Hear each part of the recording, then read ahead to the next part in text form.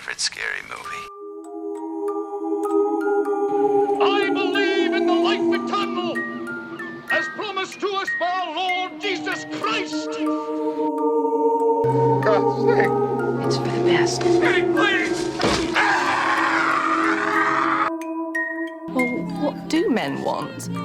Just a pretty woman to love and to take care of them and to make them feel like a man and to give them total freedom in whatever they want to do or be. Hello and welcome to the Horror List.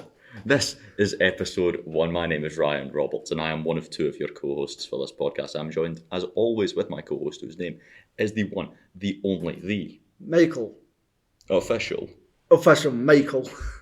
The official Michael. The official Michael. That's what we're going with. I'm joined with the official Michael. That is the official Michael to you. And today we're going to be talking about... What movie is it? It. Did you not see what I was doing there? Yes. What movie is it?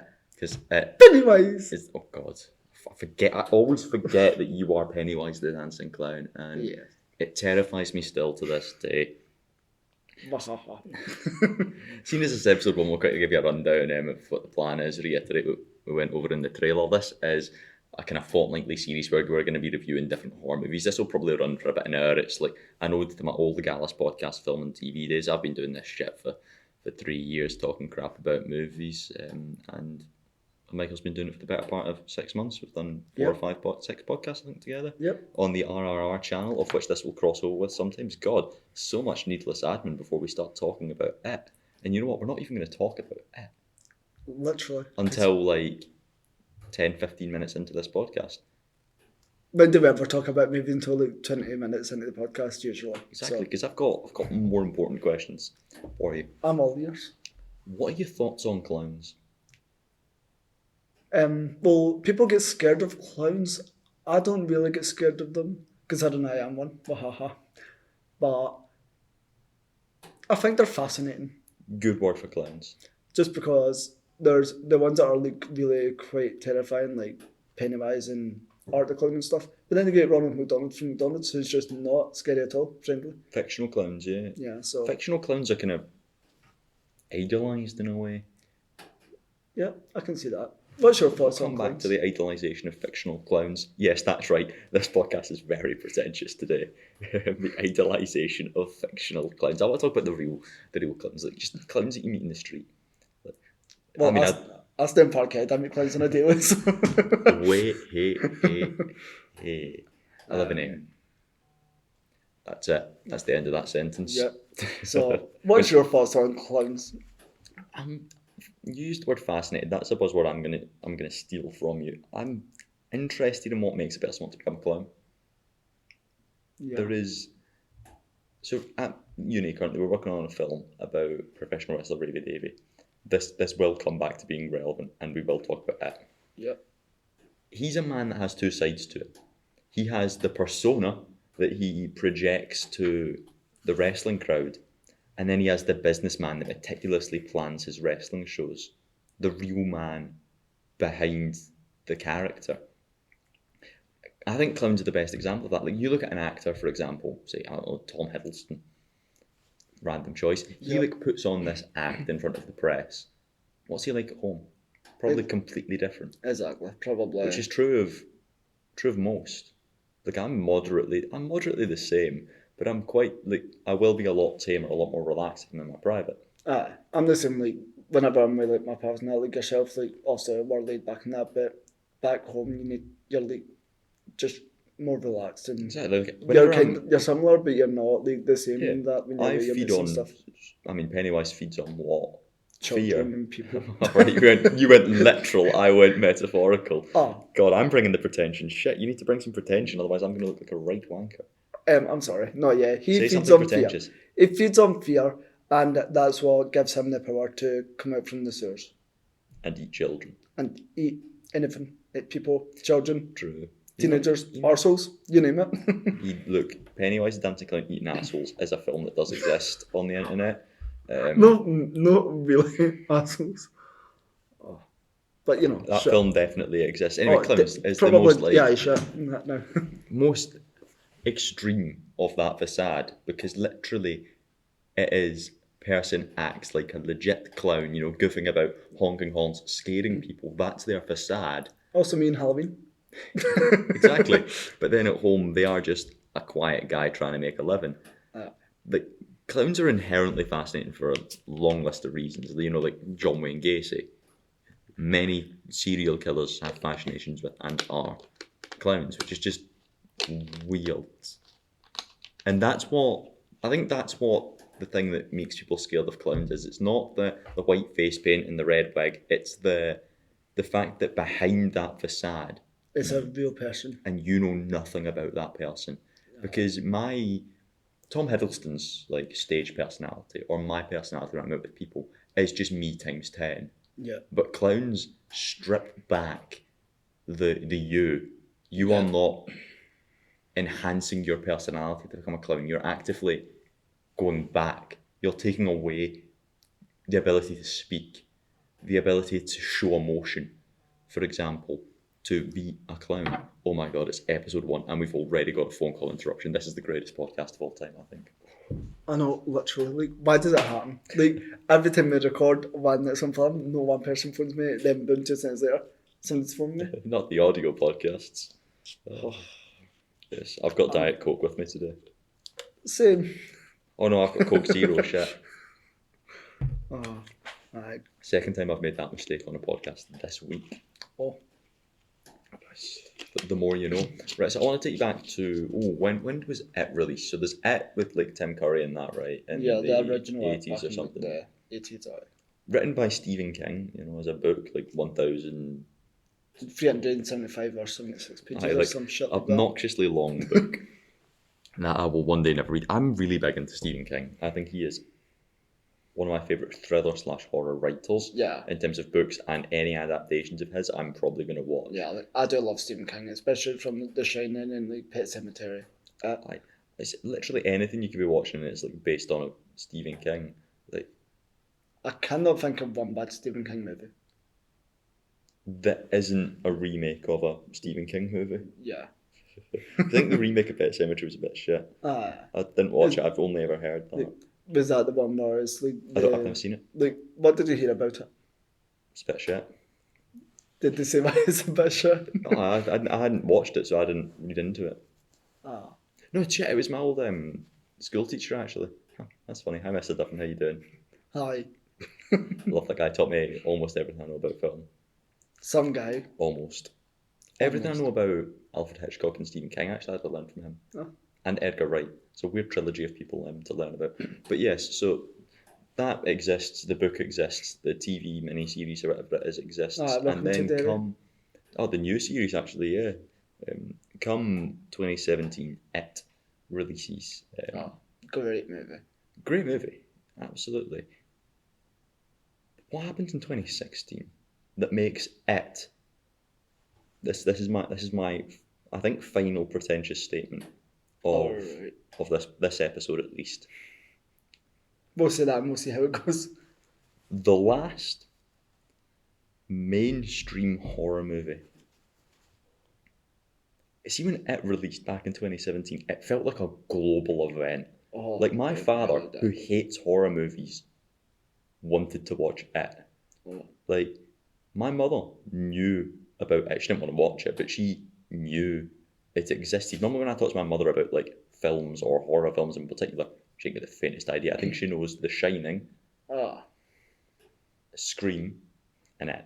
I think that's the trilogy that she knows of horror. Because like whenever I talk to my mum, she knows that I'm a horror obsessed and that. And whenever I say to her like about going to watch a horror film, she doesn't want to watch them. She only watches them sometimes during the day. She likes like the others, she like the older kind of horrors and stuff, and that. But she will not watch a horror movie at night because she doesn't like it. Fair enough. And it gives her nightmares sometimes and that. Fair enough. Glaswegian, you know. And I took her to go see A Quiet Place Part 1, see the original Quiet Place with Emily Blunt in it. And she fell asleep. I mean, fair enough. To be fair, it was quite a long... No noise. It was no noise. It was in Parkhead Cinema. And that is the worst cinema. Ah, well. No offence, Parkhead, but get a grip. I mean, yeah. They're closed down now, so it is they kind of did get a grip. It is Parkhead.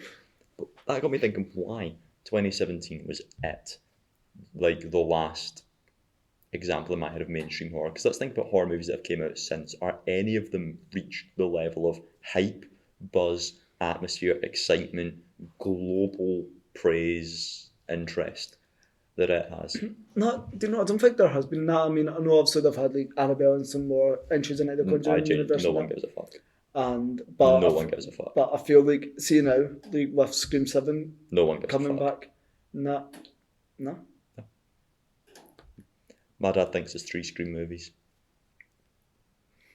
All right. I'm basing this on not a film fan or not a horror fan, just a person. Yep. Like, because it's a hard thing for us to have this conversation in a sense that we are very much in the film world. Yeah. Like, I know what's coming out when it's coming out for the most part at all times. So it's always cool to try and get an outsider's perspective. And I genuinely don't think a horror movie's released in the past, 7 years that's been mainstream interest. Like, The Substance got horror buzz. Like Oscar buzz, but that's not real people buzz. Aye. So why did it play to real people? I've got 2 arguments for you. I've got an idea for it as well. I feel like, see, because the original It came out when like a lot of people's parents and that were growing up and stuff, and that was really mainstream, really terrifying horror, especially for today.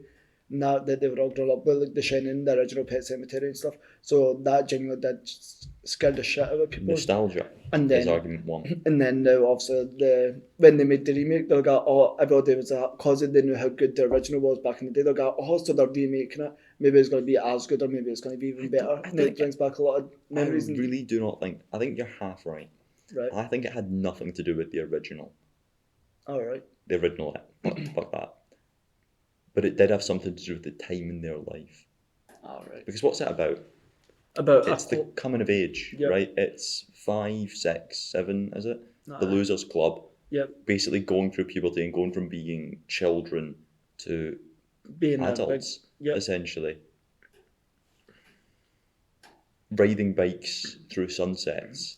That's what, like, set in the 80s. Yep. Well, adults, roughly, in 2017 would have been growing up in the 80s. That's what they would have been doing. That's when they would have been coming of an age. So it was taking them back to when they were that age. And when they were doing what they were doing in the movie, and that, like riding bikes and that kind of about the streets. So that's the adults hooked on instantly. this.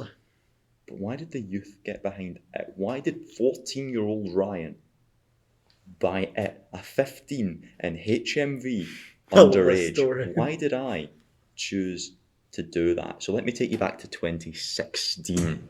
Let's hear it.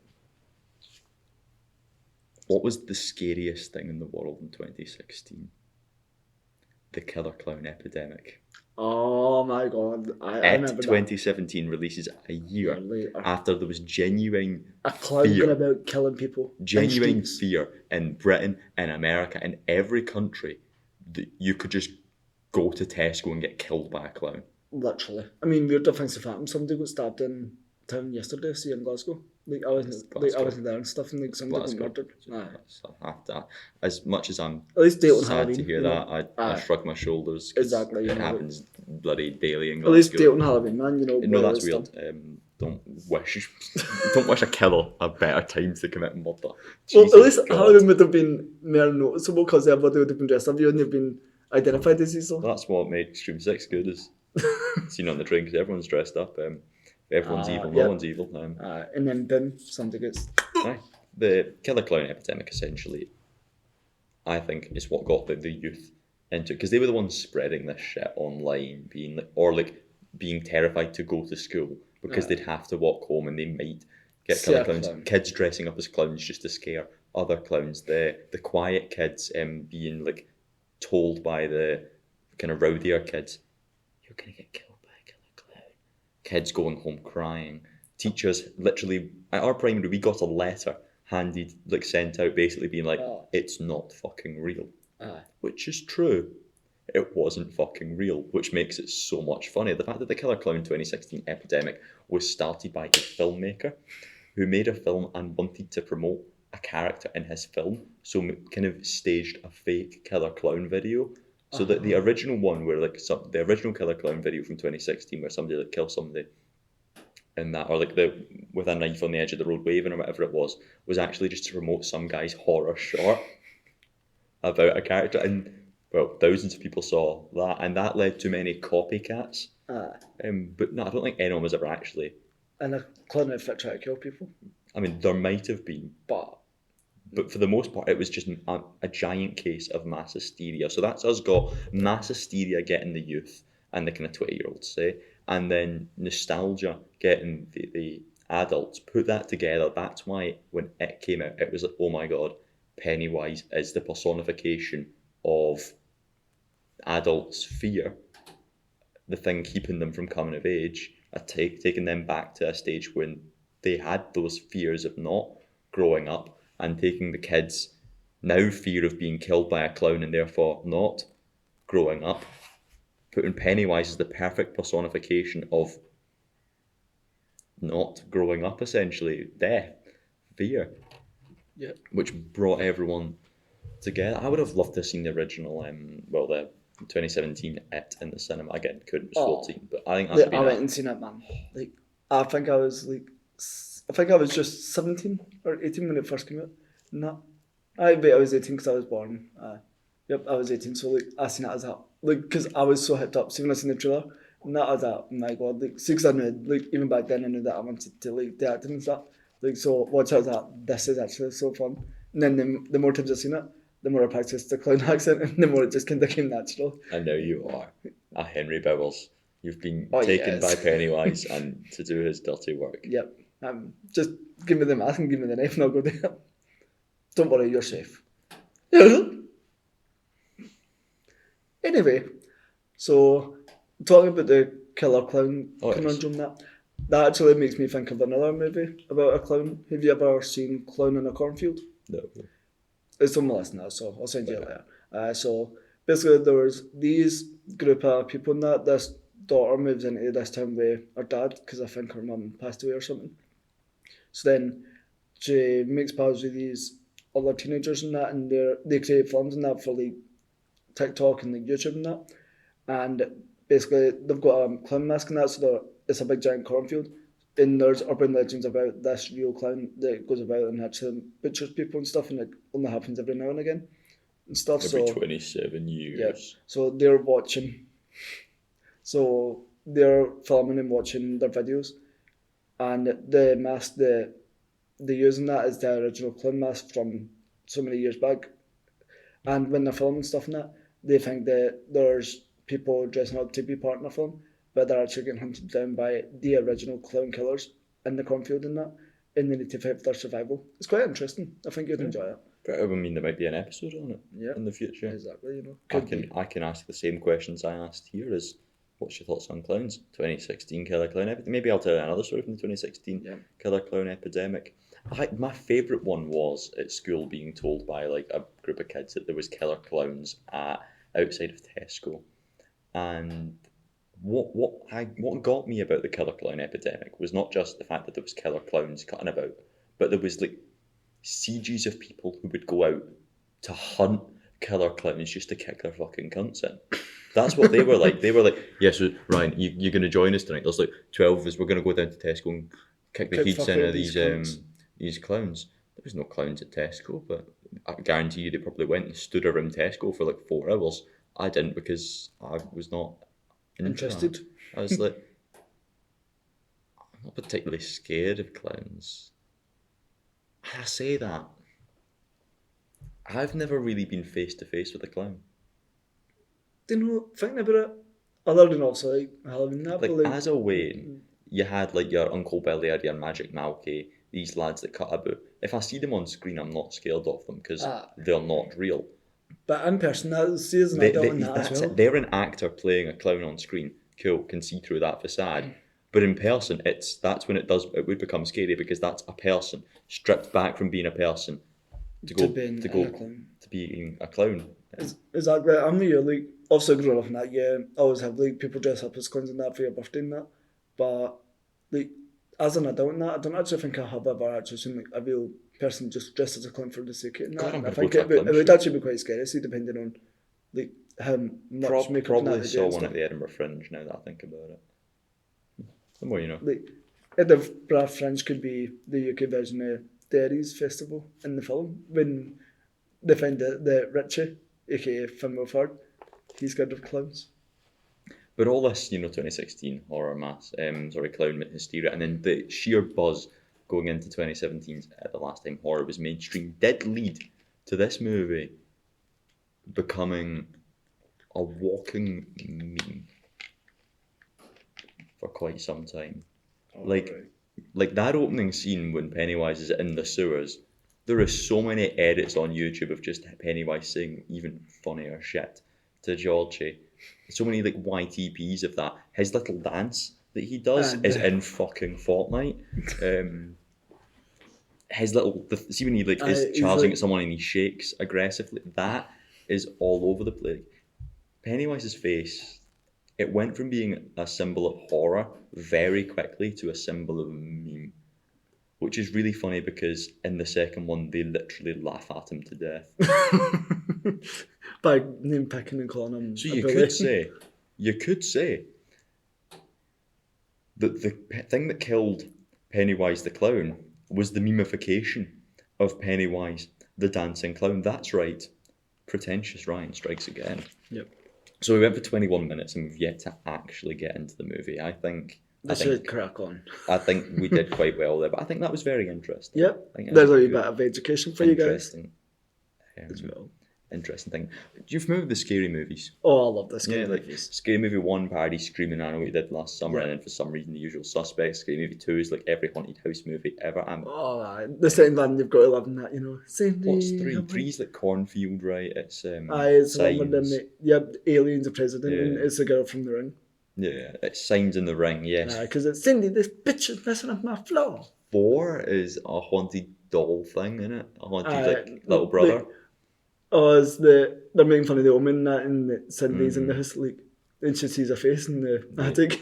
5 is like some witch or something. 5 is Mama. And Saw, does Saw at the end. Oh wait, Saw, Now, Scary Movie 6, I don't know if that's a thing that is ever going to exist. As they've confirmed it, they're bringing back the person who played Cindy. She's coming back. Great for they're bringing back Brenda. So I'm really excited to see, obviously, because they're bringing back the original people and they're bringing back Shorty. I'm sure he's coming back into there is only one way to open Scary Movie 6, right? Right. And that is to parody it, right? They're a few years out of date, but ideally, the new TV show, it's still technically in the mainstream of horror, as it always will be. Yeah. So I think Scary Movie 6 will open with a parody of the opening scene in this movie, the little toy boat. Yep. Actually, how do you even parody it? Because parody is, and then you run and you bump your head on something. That happens in the fucking film. That's something that would probably happen to me outside the movie. So maybe they just change the music and just do beat for beat the opening scene. I would love to see them do something with like the Terrifier as well. I feel like that would be funny to see, obviously, because of how good some that is. I could see that being funny. Because obviously they make Cindy cut out a eye in one of the scary movies and that as well. They're going to have Brenda just no-cell death again. They're to go Brenda, I thought you were dead. Oh, I thought you were dead too. Yes. They could do another one from the first one where it's like the lassie gets decapitated and just won't shut the fuck up. Oh my god! Oh, so look at me! I'm not dead. So you've got Art the Clown beating her to death. She's in multiple bits, but yet she's still talking. So Art the Clown just tells her to shut the fuck up, and that's the bit. Is you make Art the Clown speak just to tell her to shut up. Shut the fuck up before I cut your tongue. No, he cuts her tongue out and she's still talking completely fine. Like, he's done the extreme art stuff. Nothing can stop her, except from when he actually speaks. That's the only thing that shuts her up. Imagine they were to make fun of Ma. I don't think they know what that is. There's literally the Babadook. They're probably going to do, the existential horror shit that's going about. And again, I do think the absolutely opening scene. I suppose there's anything to wait and find out, but I'm excited and intrigued to see how they do Scary Movie 6. I do think the opening scene is some of the best horror. Aye, the opening scene's always been great in that, especially I think it's its own little isolated piece. Aye, yep. It sets up Bill's character throughout the movies, but that's not important. It really does. it's got its own beginning, middle, and end. This opening 4 minutes. Yeah. It has an entire plot that is resolved, essentially. Yeah. Like, I love to start a Scary Movie 4. See when they had Why are we still on Scary Movie? I'm trying to talk about it. Last thing in Scary Movie, we'll get back on topic. When is that he has to cut off his leg so they can escape, but he cuts off the wrong leg. Dr. Phil. And Shaq, is it not? Like, wrong foot. Oh, fuck. Anyway, back Title to card. Yes, that opening scene is just diabolical. Perfecto. chef's kiss. Everything about it is flawless. The like woman that comes out and looks over and just like shrugs her shoulders and looks away, that sets up the fact that the adults in Derry don't see. It's not even that they don't care. It's like Pennywise has a weird spell on adults where like they just don't acknowledge this shit. They do think, oh, something else is went missing, it's normal. Things that gotta happen. But yeah, they don't know that the ones they're doing is sort of being fuck out of clowns with baseball bats. Essentially the plot of it right there in a nutshell. Yeah, it's a really well done horror scene, and I would argue it's like horror done well, and it's kind of in my head, right? When I think of horror movie, that opening scene is what a horror movie should be. Yeah. It's either better or worse than that, and if I was to make a horror, I'd be looking to that as my point of reference. Yeah. The way it does like tension, the way it builds, flawless. Yeah. And like it's so sad, man, when Wee Georgia dies, man. You know. I like Wee Georgie. Wee Georgia. I mean, this year's... you'll have clocked this being on the streets of Glasgow. This year's Halloween costume was Superman.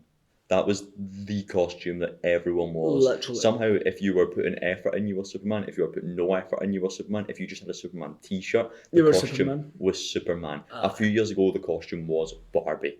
A few Oh years my ago, God, Barbie and Ken. it was Harley Quinn. 2016 was Harley Quinn and the Joker from in the Suicide Squad. 2017 and 2018 was Pennywise and Georgie. As me, living proof to my yeah. left or right. One of them. It's definitely one of them. Definitely. This is my favourite note that I made when I was watching the movie. Right, so see when they're at school, Yep. you meet the bullies. Henry Bevers. Henry Patrick, Bowers and his gang of fucking delinquents. And they are one that looks like Justin Bieber. actually fucked. They are genuinely a gang. They, at points during this movie, They carve their the name into somebody's bare chest. stomach. Yes, they beat they basically try to kill people as gang violence, and they punched fuck out of them. That's insane. That's the precedent set for the bullies in this movie. Do you remember the female bullies? Oh yes, poor Beverly.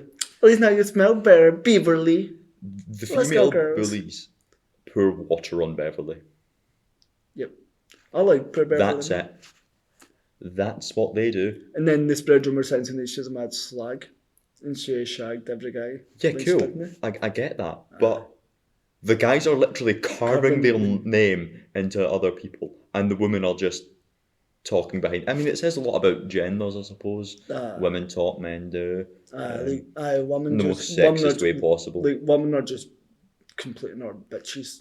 Like, and men are the fucking scum. Men literally like to fucking cut the dicks off people and fucking carve names and slash people and that, you know. What's the scariest bit of this movie? I would have to say, like, see, I wouldn't say maybe one of the scariest bits in that, like, see when, see after Henry makes his bar mitzvah and then he goes into the room and then the photo falls off the wall and that and the woman comes alive in the picture. That bit is actually quite terrifying. That was literally my next bullet point. Was scariest bit of the movie is that bit when Stan is like bar mitzvahing and then that painting that stuck with me. That was when I got the DVD at the age of 14 and watched the DVD at the age of 14. I paused the film precisely twice.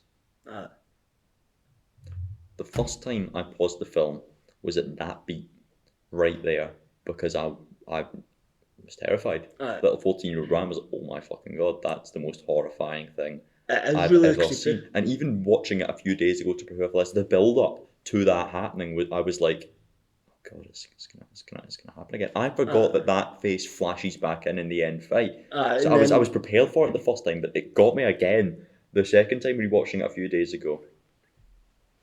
And that's the first time I paused it. That's the scariest scene. Like, it's actually scary. Now, like, me that doesn't get scared in that, but like when I was watching it, now especially in cinema, like when that bit happened, that's the upset on the big screen now as well. Is that like it's scary watching it on obviously your TV and that at home, but see like the tension, like see obviously because like you're just like watching it and obviously it's quiet, then you just hear like the fuck to the painting, and then you just see it and it gives you shivers. You got.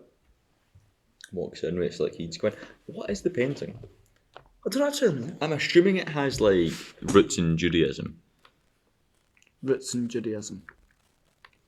No, because like when I was watching it in that as well, and then obviously at the end when they're beating Pennywise up, and then obviously you just see it again, and then it spits. No, then when another thing that was scary to see, obviously the leopard that spits were Eddie as well. Yeah. Like the bits were quite creepy as well. I thought see the scene at the house when Eddie goes in and he breaks his arm. That was quite a scary scene that as well, There's a lot of really, really good creepy parts of the movie that you actually forget about, It's apparently like an ode to an Andy Muschietti painting. Now you can see why it's terrifying. It's saying Mama the face. So, yep. What part of the film would you say was the least scariest? Yes, Jewish artist Amenzo Mongolia. Yep. That's what it's based on because Muschietti is the director of It 2, a film called Mama, and everyone's favourite movie, The Flash. Oh, great movie. That bit when George Clooney shows up, it made it all worth it.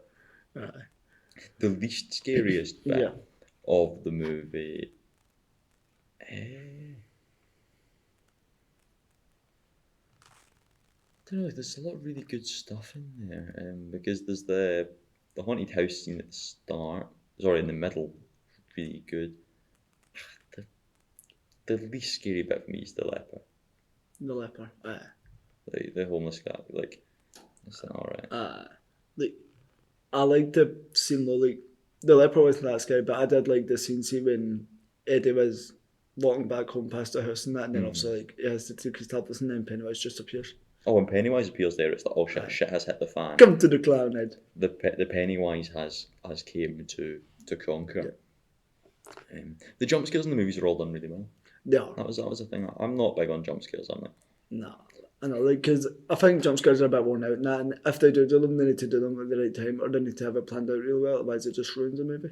What I liked about it is you never knew when the jump scare was going to come. Normally you can predict a jump scare, but with it, the jump scare always happened maybe a beat too early or a beat too late, which meant at the perfect moment for the jump scare to happen, it doesn't. It's either already happened to interrupt you getting ready for a jump scare, or it's happened after you've been like, right, there isn't going to be one, then it happens.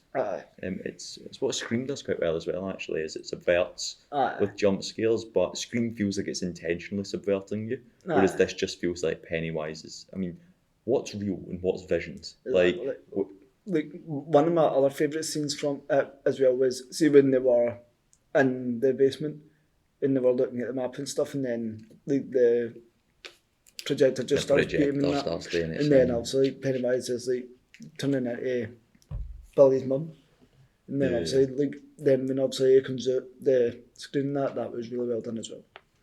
And another thing about Scream as well, like I thought that, see in Scream 5 when they were killing off Wes's character, I feel like it was really well done. See obviously like in the bar, like when you would think that the jump scare would happen and stuff, see obviously like when he's in the shower, when he's at the side, when he comes out the shower, classic cycle, and then when he's like whenever he opens the cupboard, and then you would think that Ghostface is going to appear in that. So I felt like there was a lot of tension in that scene, but they done it really well, because obviously like when you open the fridge and that, you'd think Ghostface is going to jump out, or like in the cupboard, but then when he's like just goes to like make sure the door's locked, and then Ghostface comes at him, I feel like you kind of expected it a wee bit in that, but it wasn't really worse than that, and it was a good time for obviously the jump bit to actually happen. Absolutely. Then you've of course got everyone's favourite character in the movie, Gypsy Rose Blanchard. All right. Eddie, who is being gaslit by his mother into thinking that he's like Ellen and Yep. she's got Hey, Bear, what are you boys after in such a rush? she's got Blanchard syndrome, which is like, I will look after my kid to my dying day. Please give us a kiss, child, before you Yep. go away. And you're forgetting something, Eddie Bear. Do you want one from me too, Mrs. K? That's horrifying. But also, again, furthers the coming of age kid thing. Yep. So they've all so far we've set up what these characters need, essentially. Aye. Okay. So far we've spoke about 3 of them, and I'll run down what they need. Bill Oh, you've got to love Bill. loses his brother, gets dragged away into the sewers, but he's convinced he's still out there and he can find him. and he blames himself because he feels responsible because it was him He that didn't said go out he to can play go out because and he was sick, to be fair, was he not? Or was he lying? He was sick, but then he said, Yeah, "Didn't you see the vomit coming out of my nose this morning?" So I don't feel like maybe he was sick, but I feel like vomit coming out your nose, and that I feel like he was maybe just sitting saying, "Oh, it doesn't work out," just because it was 1 pissing down, 2 probably couldn't be annoyed, and 3 who got in the weather when it was like that. But then Georgie just wanted to He's go. got his little yellow jacket, man. I know, The symbol of horror. like you've got to love. I love a yellow jacket, and when you see it in the streets, because it's like one of 2 things. You're like, are you Coraline or are you Georgie? Like, do you know, I used, like, obviously I was just seen the photo and that, I had the yellow jacket, but I cannot find it. I think I might need to reorder it, and I got it on Amazon, and every single time I try and search it, it's always saying it's out of stock, and they don't know if or when it's going to come back, and I'm going, don't do this to me. Aye, that's a ballsy statement, the if or when. But what Bill needs in life, what Bill wants is, it needs and wants, as always. And that's brings the coming of age. Basically, it's a flawless script, is what I'm trying to argue. Yeah. Here with number 1. Oh, sorry. Bill wants his brother back. Yeah. But what he needs to do is get over it. Yeah. Simple. Bill can come of age once he gets over the death of his brother. Yeah. We've got Eddie, who wants to basically just to be able to go out to play, essentially. If it's more being a controlling But he needs to psychopath. basically realise his mum's fucked in the head and kind of cut her off, essentially. Yeah. And then I Not like even cut her off, like distance himself from it. Realise that she's ill. Aye. It's not you that's ill, it's her Yep. that's ill, and that's what's stopping him from coming to age. Which With is why Stan, it's significantly easier. He literally is at a bar mitzvah. Yeah. Simple. And then I like the fact that in the scene in that, obviously, when they're all going to go back out after Beverly gets took, and that, then he's like, I need to go, and then he does it, just like completely blanks his mum's like, bye, and he's like, don't do this to me, Eddie Bear, don't do this, come back, and then he's like, fuck you, and just drives off. The coming of age. Yep. The coming of ageisms.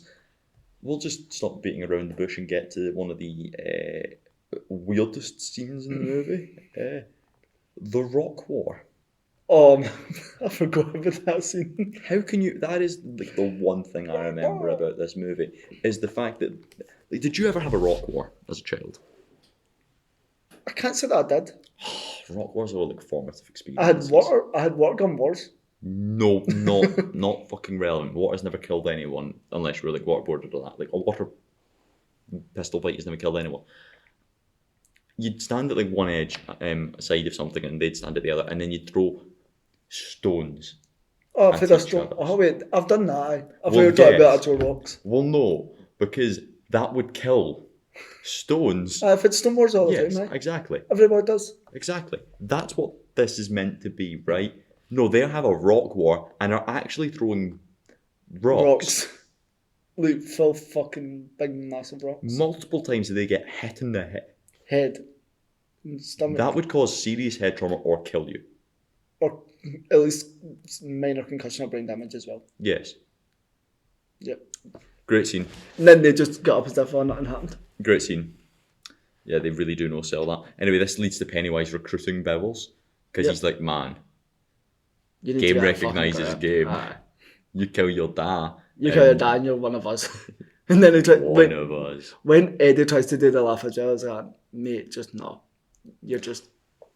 No, he tries to do the Pennywise laugh, but it's so embarrassing. I wrote down the Rock War note actually there because last year when we were out filming for uni, there was 4 of us walking down the River Aire, and some lads just started throwing rocks at us from one side of the River Aire. Like, Fair enough. full pelt.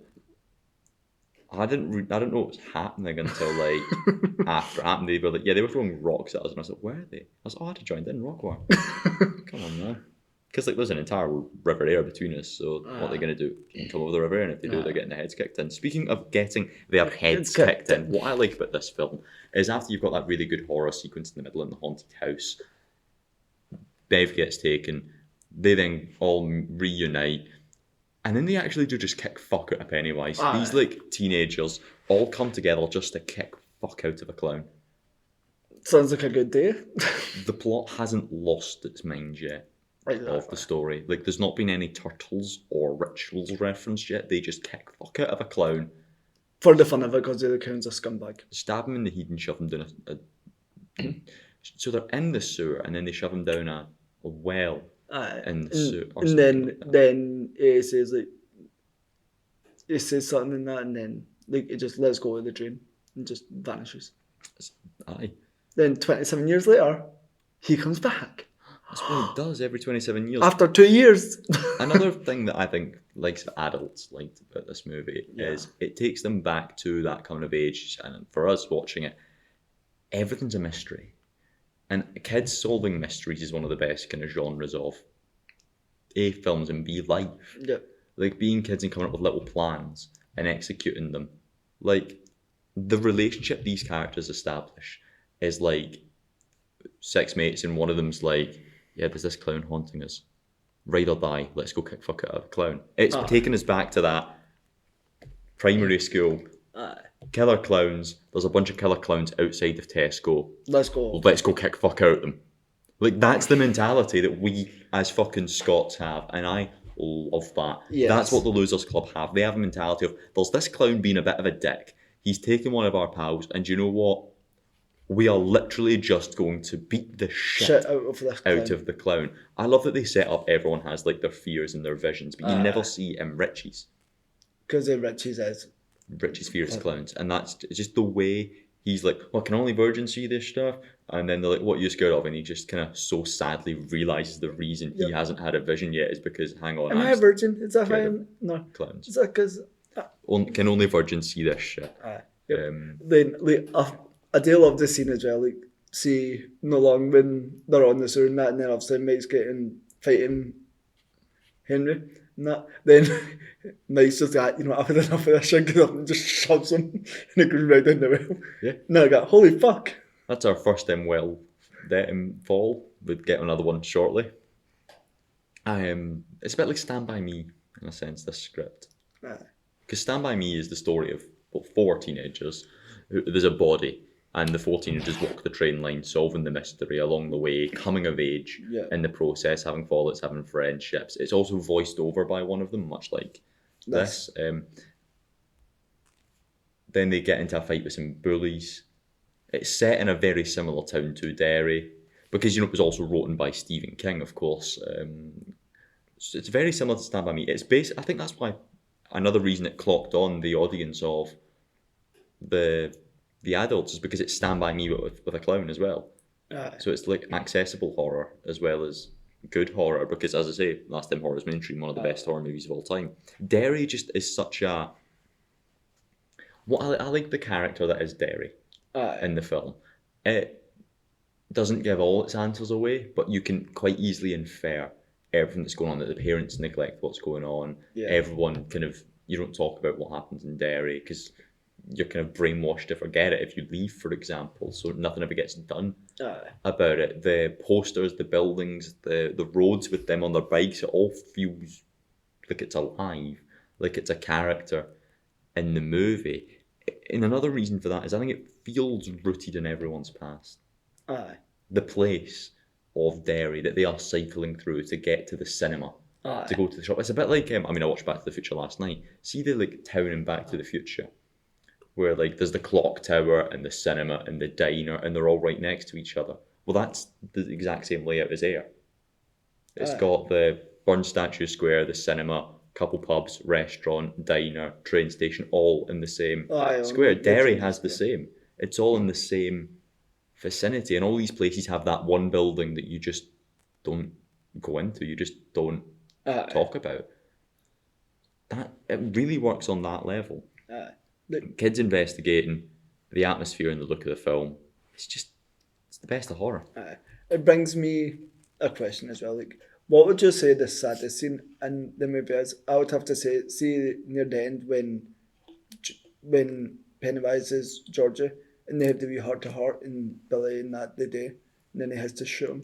Like, that scene, like, I get emotional every time I watch it because it's just so sad and heartbreaking. What was his want? His want was to get his brother back. What was his need?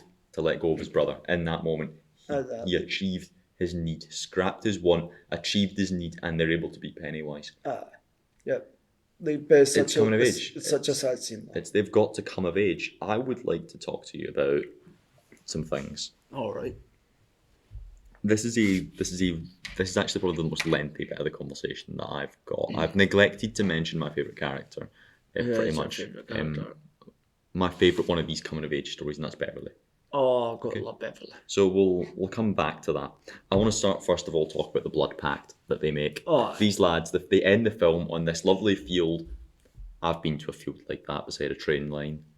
They carve into their hands. They have a little blood pact. If it ever comes back, we come back and we finish this motherfucker for good. Essentially, little Bev and Bill get a little kiss because.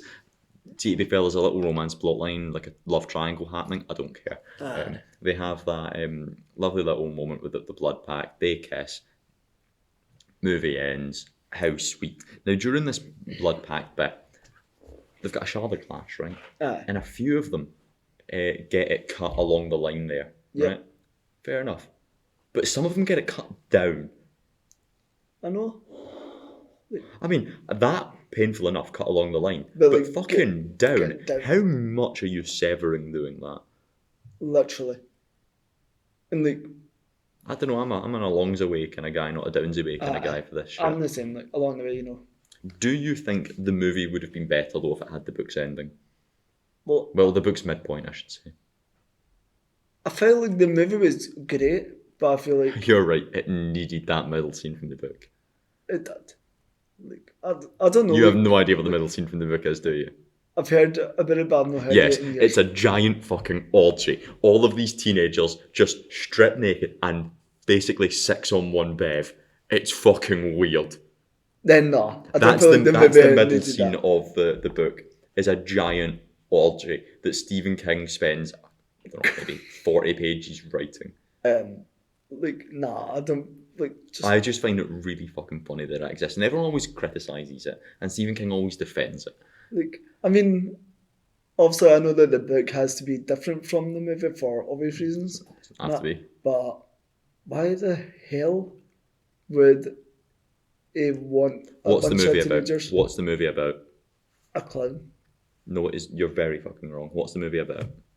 Teenagers. Doing what? Coming about somewhere. Coming of age. It's about teenagers growing up. And in Stephen King's mind, the best way to symbolise that these teenagers are no longer children and are now adults is to have them fuck.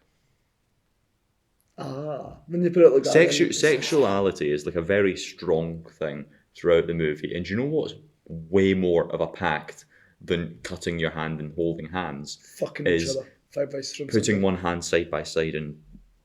Yeah. Yep. A little gesture there. Anyway, that will be relevant shortly. Beverly, puberty. She's a woman, right? She's the only woman of our story. And she's called many bad things by the bully. Because, I don't know, she's a woman. She's a woman and people just sit and say she's a slut and she does this and shags every guy. No, she's a virgin, which is nice. She's our representation of femininity, and I think she gets the most effort somehow put into her, especially in the film adaptation.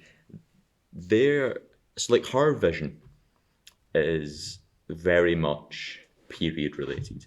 Yes. She like looks down a well and there's blood comes everywhere because she's a woman on puberty about to get to her period, if not just being a symbol of her guessing her period. But she also has this Neville level to her character, which a lot of the other characters don't have. Yeah. Like Eddie's coming of age is rooted solely in Mum.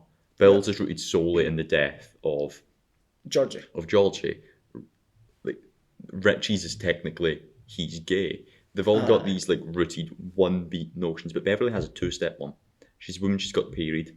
She's also got her father. Yep, and her dad is an abusive piece of shit. who got what was coming to him. something daddy's little girl as he touches her hair. Yep. She then immediately cuts her hair. Yep. And then she's like, when you do that, it makes you look like a boy. Yes. No. She cuts her hair. She's angered. She's like rah rah rah rah. She blood spray rah everywhere on her face. Dad can't see it. All that patter. He can't see the blood in that, and she thinks she's gone insane. But then, obviously, just because it's some of the kids that can see it, because it's getting affected by this entity. Yes. Pennywise, the dancing Clown. The scene in the shop, I think it's one of the perfect ones for illustrating this. So yeah. we lad, Ben's just had his stomach carved up and that, so the boys are trying to get bits, but they don't have any more than, like, I don't know, a broken pound between them. Quite similar to the one that's in my pocket, and Beverly's, like, looking at period pads in what is a classic shot, and then the boys are like, look who it isn't. And she's like, right, I'll distract them, you can nick the supplies. Yeah. And she does so by using her femininity of what she's been told that she is by others. And what is genuinely, I know I said it was the painting, the creepiest scene in this movie, proceeds to take glasses, puts on him. You look like Clark Kent. He's like, yep. Takes off glasses. This is a tie to the most popular Superman costume of this year. Yep. Puts it on her. Well, you must be my Lois Lane. Shut the fuck up, mate. And then, like, get fucked. She nicks herself a packet of cigars. Well, you would, wouldn't you? He's a dick. And they nick the supplies, and it's a happy ending. And it's her that's the one that gets taken. Yep. It feels like she's very much the root and raw of this group. First film. And the group, yes, she's the thing that holds them together because, women and that. But I think she just has the best character. Yep, I do love Beverly in that. And she was, like, the actress that played her, she was also in the remake of Jack and Jill. And that was Hansel and Gretel, not Jack and Jill. She was in Hansel and Gretel. Shat myself there. No, I was like, not the Katie Holmes escape theory again. Like, she was in the horror adaptation of Hansel and Gretel, and that was good. You should watch that as well. Yes. I think it's on my list. If not, I'll be adding one. A quick sip of the old Coke Zero there. Yep. Coke Zero, right. Not Diet Coke. Right, so there's a scene in this movie where they jump off a cliff, right? So you've got the five lads standing in a line on their wee pants. Sure, like, get some Calvin Klein's, lads. Like, it's... that's how you become a man, right? These are wearing pants that just are not doing anything. They play a game of, like, spitting into the very nice coloured water, very high up, a drop that, I don't know, probably quite break your leg at least. But then Beverly strips off and runs and jumps in. And calls them pussies. And they're all like, did you consider by a girl? Woman. And then they, like, swim about in the water and that. They could literally have just wore, I don't know, shorts. But you know what? It's more fun this way. It's more coming of age this way. And then she's, like, lying down and they're just, like, staring at the second point that I paused this movie. Yep. Little 14-year-old Ryan was like, it's a woman. I think I've ever seen a woman in underwear before at that time. Yep. I was a child. Exactly. And then I was in first year. And then she was listening to New Kids on the Block. Best part about that. Yep. Yeah, so I related quite heavily to these little lads. Yep. I'd been their fucking age, actually. I will. That's quite fun. Yep. I'd been a year older than them, actually. I'd have been 1 year older. Well, I think Finn Wolfhard, I'm sure he is like 22, 23 years. Not the actor, I mean the characters. Oh, right, the characters. Yeah, because they'd been about 13 and I watched it at 14, so... Yep. The more you know. A film about facing your fears, essentially. Yeah. What's Ryan's biggest fear? Death. Yeah. Then I know why you didn't go and fight the killer clowns. I now know why you didn't go and fight the killer clowns. No, it's because... Really. Because they're very much the kind of thing I would have done. Like, see if it was my friends. See if it was like Josh, Daniel, Callum, or like, I want to go hunt killer clowns. I'd have been like, yes, let's fuck them up. But it was the lads that are like the cool kids of primary that asked, and I was like, I don't really want to go out with that because, like, do you know what would have happened? They would have went out, they wouldn't have found killer clowns, and they'd have wanted to have a fight. So they'd have just got in a fight with each other for the fun of it. I know they've been some poor random fuckers that are also out. Yeah, like.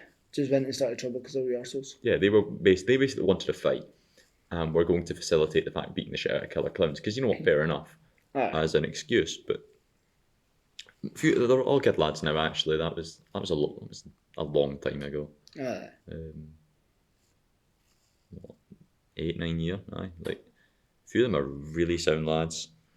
But face your fears. That's the kind of face your fears. Your fears. I would probably say like I'm the same as you, like death or like losing like one of my parents and that as well. You know, like that's always like a big fear, and that you never want to like, lose a parent and stuff. And this Death's always the big fear because it's the thing you have no control over. Which is why the argument is you shouldn't be scared of something you have no control over. Exactly. And then also like since I nearly lost my dad in that last year, so like I came really close to like one of my biggest fears in that, and like it does things. It really does things. What about irrational fears then? We'll end on a lighter topic. Things that are not particularly scary that you just have a fear of. Right. There was two. I got two as well. Like I think I told you this one before that. But growing up, I don't know why, but I had the biggest fear of E.T. He was terrifying growing up. Like, see, it's not even just that. Like, this is the light-hearted conversation we want to end on. I've not watched the movie in years, but see, just growing up, being like a 10, 11-year-old wee lad and that, you know, with my brothers and sisters, like watching E.T. and that. But it's not even that. Like, he's genuinely really scary in that, and then at the end of the movie when he's all crisp and he's dying, then his neck goes up, he's like, I'll be right here, E.T. call home, and that E.T. fuck off. It was genuinely terrifying, like growing up in that.